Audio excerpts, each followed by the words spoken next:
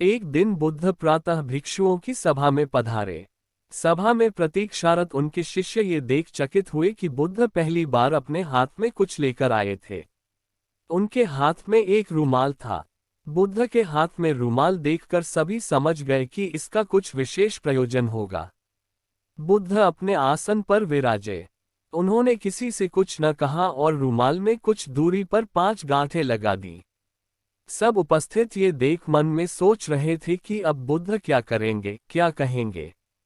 बुद्ध ने उनसे पूछा, कोई मुझे ये बता सकता है कि क्या ये वही रुमाल है जो गांठें लगने के पहले था? शारिपुत्र ने कहा, इसका उत्तर देना कुछ कठिन है। एक तरह से देखें तो रुमाल वही है क्योंकि इसमें कोई परिवर्तन नहीं हुआ है। दूसरी दृष्टि से देखें तो पहले इसमें 5 गांठ नहीं लगी थीं, अतः ये रुमाल पहले जैसा नहीं रहा। और जहां तक इसकी मूल प्रकृति का प्रश्न है, वह अपरिवर्तित है। इस रुमाल का केवल बाह्य रूप ही बदला है, इसका पदार्थ और इसकी मात्रा वही है।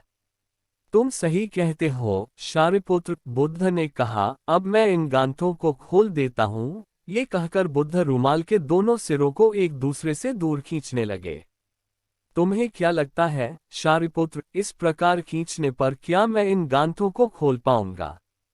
नहीं तथागत, इस प्रकार तो आप इन गांठों को और अधिक सघन और सूक्ष्म बना देंगे और ये कभी नहीं खुलेंगी, शारिपुत्र ने कहा। ठीक है, बुद्ध बोले, अब तुम मेरे अंतिम प्रश्न का उत्तर दो कि इन गांठों को खोलने के लिए मुझे क्या करना चाहिए।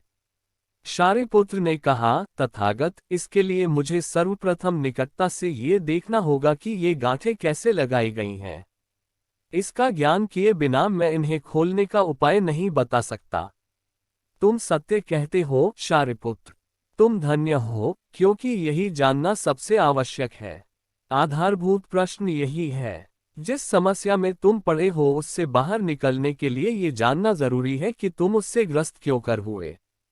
यदि तुम ये बुनियादी व मौलिक परीक्षण नहीं करोगे तो संकट अधिक ही गहराएगा।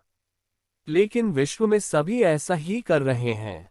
वे पूछते हैं, हम काम, क्रोध, लोभ, मोह, अहंकार, परिग्रह आदि आदि वृत्तियों से बाहर कैसे निकलें, लेकिन वे यह नहीं पूछते कि हम इन वृत्तियों में कैसे पड़े। बुद्ध